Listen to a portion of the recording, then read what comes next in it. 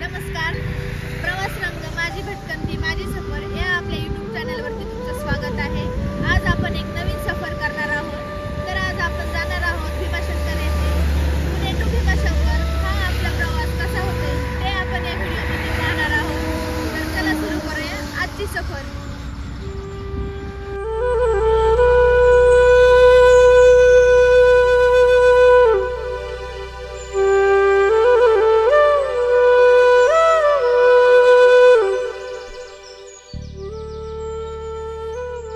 आम्ही हिंजवडीमधून भीमाशंकरकडे जाण्यासाठी निघालो. हिंजवडी टू भीमाशंकर हे अंतर 118 किलोमीटर इतके आहे. साधारणतः आपल्याला पोहोचायला 3 ते 3.5 तास लागतील.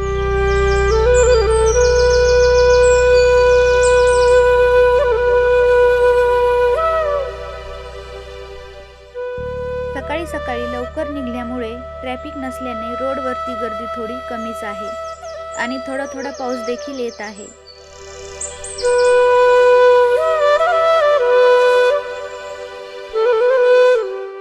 नाशिक हायवेवरून जात असताना आम्हाला एक चतुर्थी म्हणून हॉटेल दिसले. ते छान वाटले म्हणून आम्ही तिथेच नाश्ता करण्यासाठी थांबलो. हॉटेलमध्ये एंट्री करताच गणपती बाप्पा विराजमान दिसले. अर्थातच गणेश उत्सव असल्यामुळे इथे पण गणपती बाप्पा बसवले होते आणि सुंदर असं डेकोरेशन देखील होतं. पुढे हॉटेलचे ॲम्बियन्स पहा, आहे की नाही मनाला तृप्त करणारं. बाप्पाची पेंटिंग तर खूपच सुंदर आणि देखणी होती. नंतर आम्ही नाश्ता करण्यासाठी ऑर्डर दिली. आम्ही मागवला होता मसाला डोसा आणि इडली सांबार. हॉटेलच्या ॲम्बियन्स प्रमाणेच हे पदार्थ देखील खरंच मनाला तृप्त करणारे होते.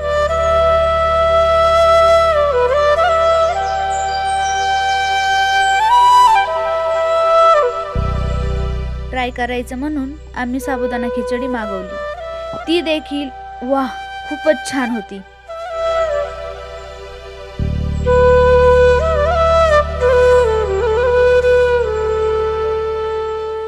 छान हॉटेल आहे, मस्त ॲम्बियन्स खूप छान आहे आणि नाश्ता पण खूप छान आहे. तुम्ही येताना चला तर मग पुढील प्रवासाला आपण सुरुवात करूया आणि पाहूया कुठे जायचं.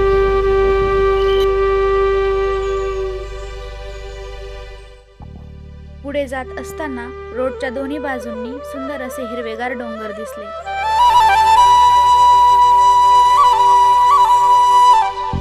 आणि बाहेरचे वातावरण पाहून मनाला राहावलं नाही. मी लगेचच विंडो ओपन करून वातावरणाचा मस्त फील घेतला. मस्त थंड हवा अंगाला अलगतच स्पर्श करत होती आणि थोडंसं पुढं गेल्यानंतर तर पावसाच्या सरींना देखील सुरुवात झाली. पहा किती सुंदर दिसत आहे हे सगळं.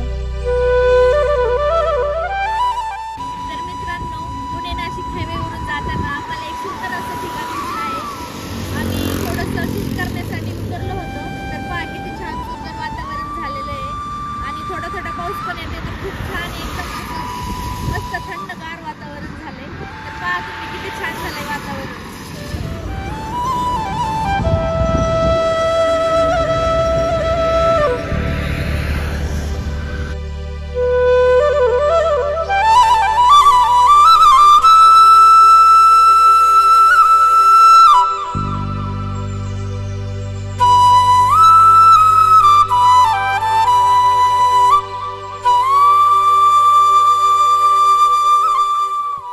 पुणे नाशिक हायवेवरून जाताना तुम्हाला रोडवरती एक मोठा भीमाशंकरचा बोर्ड दिसेल. येथून भीमाशंकर आता 62 किलोमीटर राहिले आहे. थोडंसं पुढं गेल्यानंतर ब्रिजच्या खालून तुम्हाला लेफ्ट साईडला डायव्हर्जन घेऊन सरळ जायचं आहे.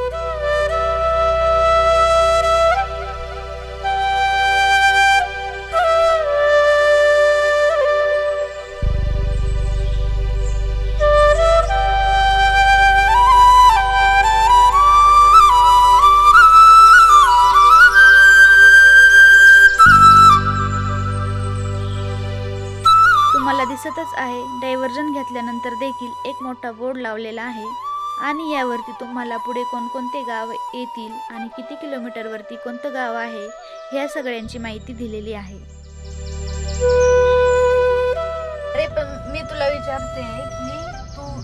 टाइम कधी गेलता भीमाशंकरला? मी खूप वर्ष झाले. मी कधी गेलते माहितीये का? आमची सहल गेलती भीमाशंकरला एकदा, तेव्हा गेलेली मी भीमाशंकरला. त्याच्यानंतर मी आता चालले. ओके. खूप दिवसांनी, म्हणजे दिवसांनी पेक्षा खूप वर्षांनी चालले मी भीमाशंकरला.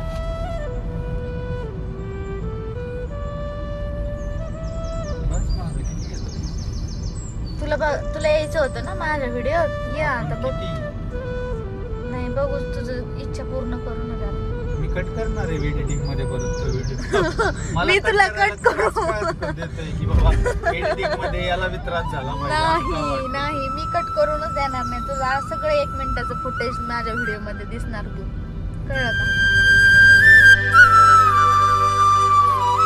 पुढे जात असताना रोडवरती आम्हाला आपली लाल परी दिसली. ती भीमाशंकर वरून परत जात होती. तुम्ही जर बसने जाणार असाल तर पुणे टू भीमाशंकर बस सेवा देखील आहे.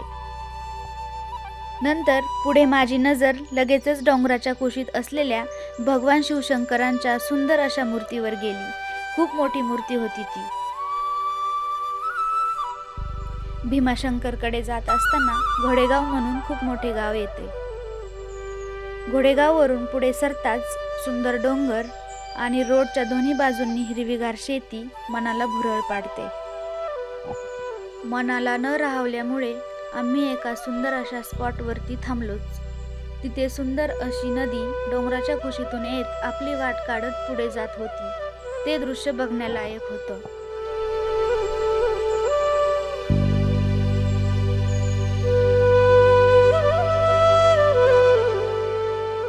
पुढं तर वातावरण अजूनच सुंदर झालेलं होतं.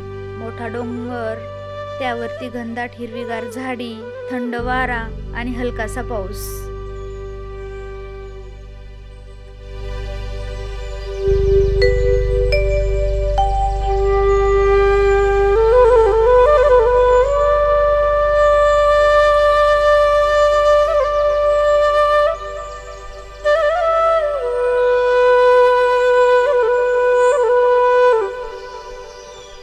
गावातून जात असताना आम्हाला डॅमची भिंत आणि पाणी सोडण्याचे दरवाजे दिसले. त्या दारांमधून थोडं थोडं पाणी खाली येत होतं आणि ते खूप सुंदर होतं. त्याच गावात भातशेती देखील केली जाते आणि ती भातशेती खूपच छान दिसत होती.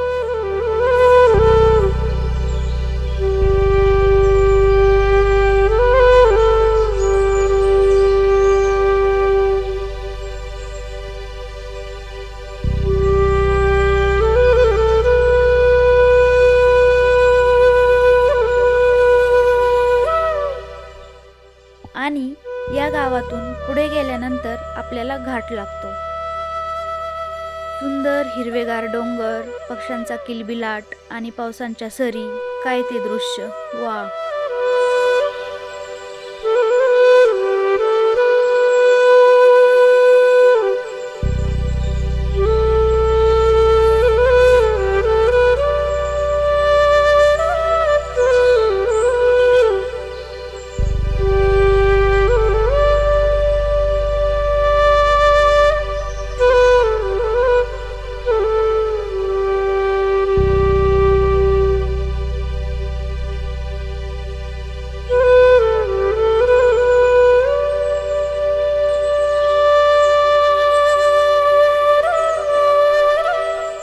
या पॉइंटला 2 छोटेसे वॉटरफॉल आहेत आणि इथे थांबून तुम्ही गरमागरम भजी, मक्याचं कणीस आणि मॅगी याचा आनंद घेऊ शकता.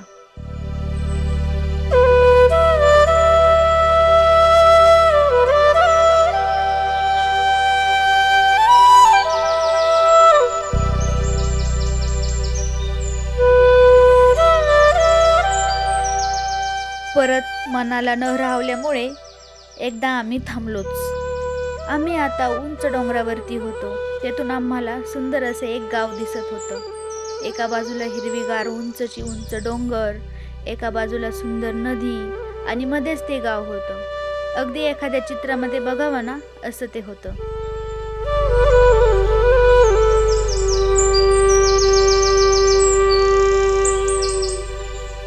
ते गाव पाहून असं वाटत होतं की किती निवांत लाईफ असेल ना इथल्या लोकांची.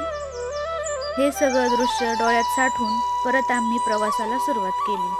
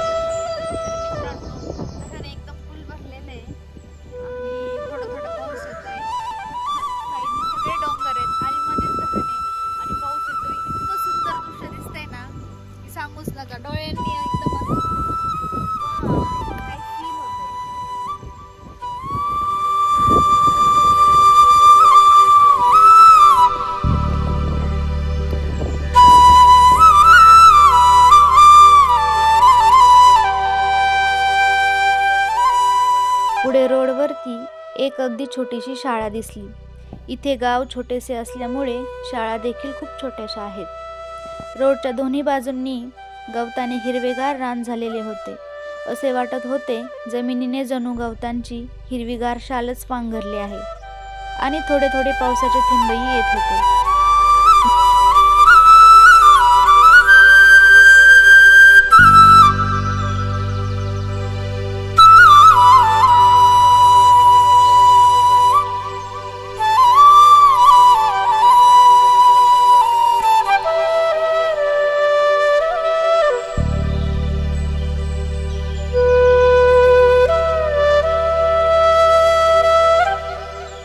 मोकळा शांत निवांत रोडच्या बाजूने छोटे छोटे साचलेले तळे, हिरवीगार झाडी आणि त्यात पावसाची साथ.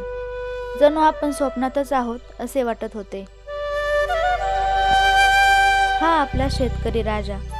पाऊस असो या पाणी, तो आपले कष्ट करतच असतो. हे आजोबा पावसापासून बचाव व्हावा म्हणून घरीच तयार केलेले रेनकोट घालून बैल, म्हैस आणि त्यांना खाण्यासाठी गवत डोक्यावर घेऊन घराकडे जात होते. पहा, पुढे सुंदर असा धुक्याची चादर पांघरलेला डोंगर. येथून भीमाशंकर अभयारण्याची सुरुवात होते.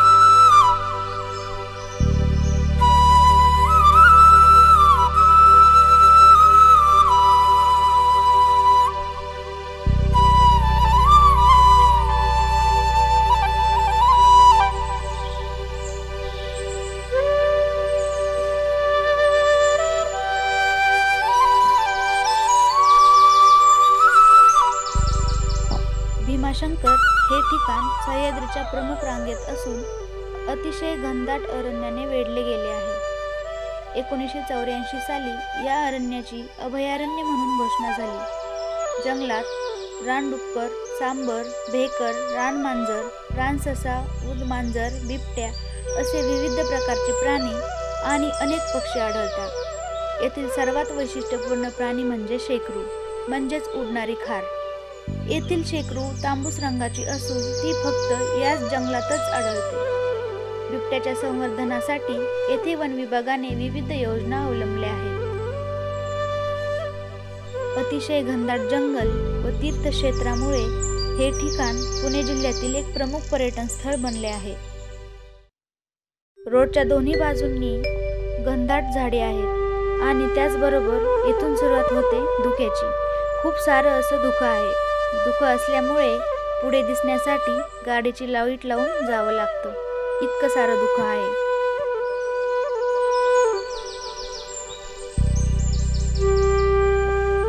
आम्ही गाडी पार्क करून मंदिराच्या दिशेने निघालो. तिथे तर इतकं धुकं होतं की असं वाटत होतं खऱ्या अर्थाने आपण भगवान शिवशंकरांच्या नगरीत प्रवेश केला आहे. अगदी स्वर्गाहूनही सुंदर.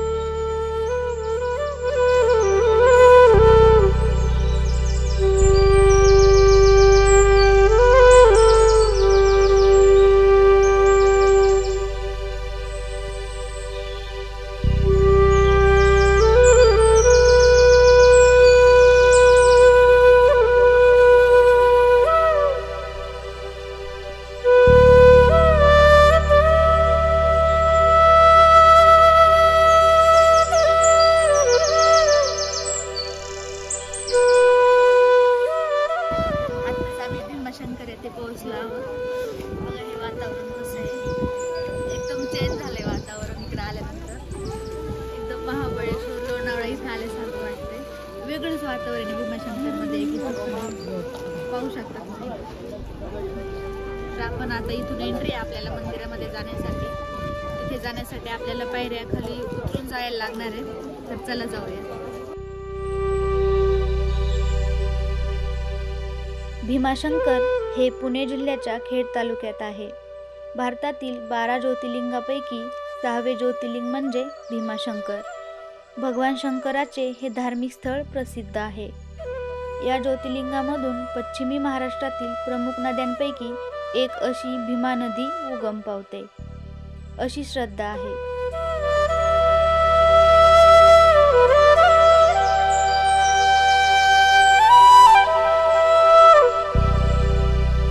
निसर्गाने मुक्त हस्ताने उधळण करून या परिसराला सजवले आहे. सह्याद्रीच्या पश्चिमेकडील पसरलेल्या एका रांगेवरील उंच डोंगरावर भीमाशंकर आहे. प्रचंड गर्द झाडी, जंगल व उंच डोंगराच्या कुशीत भीमाशंकराचे मंदिर वसलेले आहे.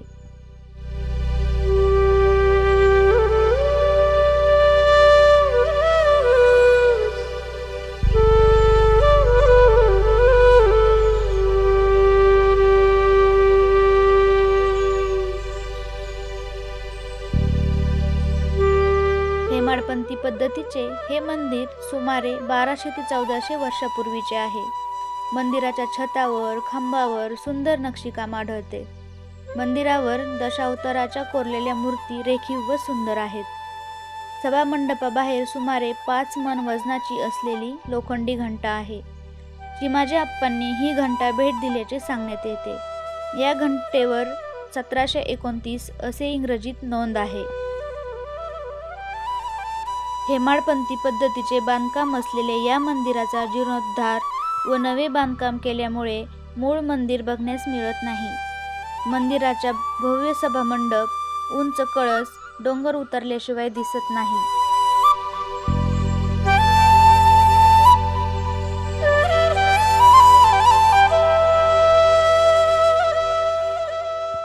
छत्रपती शिवाजी महाराज, छत्रपती राजाराम महाराज येथे भीमाशंकराच्या दर्शनास येत असत.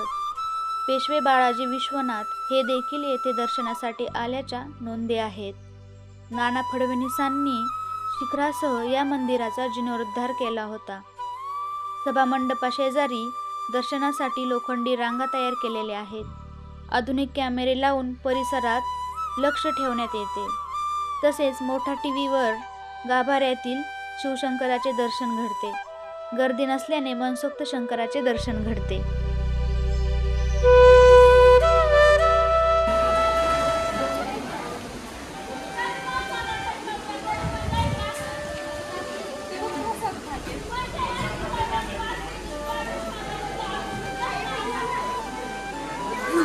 माझे केस वाढायला बसलेत. त्यात नाही आपण ते आपल्याकडे त्याला खायला द्यायला काहीच नाही.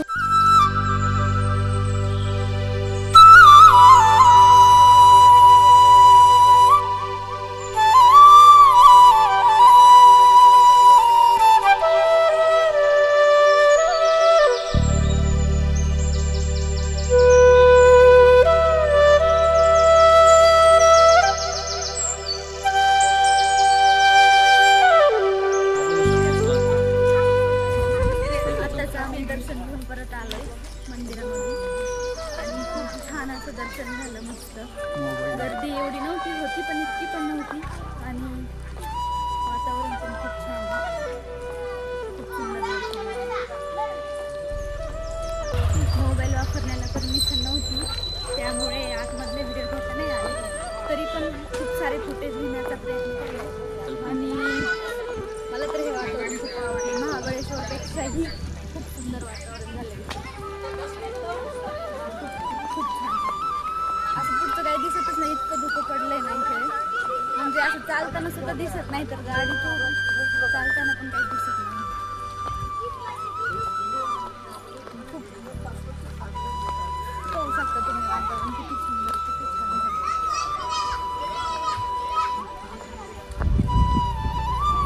मंकी दिसले का नाही तुला? खूप सारे मंकी जपून आणि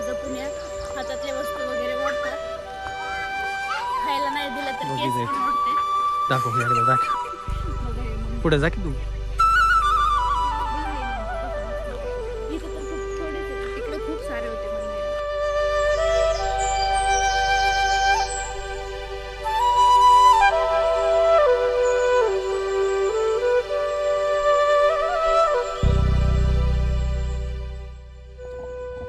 पाऊस खूप असल्याने गुप्त भीमाशंकर येथे जाता आले नाही.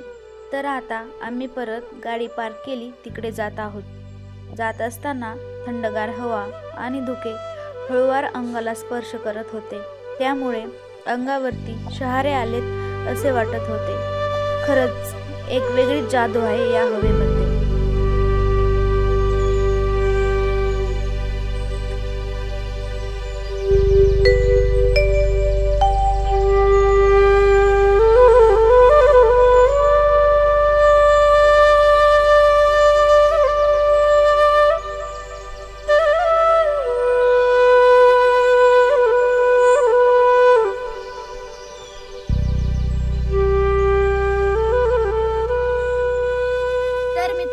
आत्ताच आपण दर्शन घेऊन आलेलो आहोत आणि जात आहोत पुण्याला. हा व्हिडिओ आपण येथे समाप्त करत आहोत. व्हिडिओ आवडल्यास लाईक करा, कमेंट करा आणि आमच्या चॅनलला सबस्क्राईब करायला विसरू नका.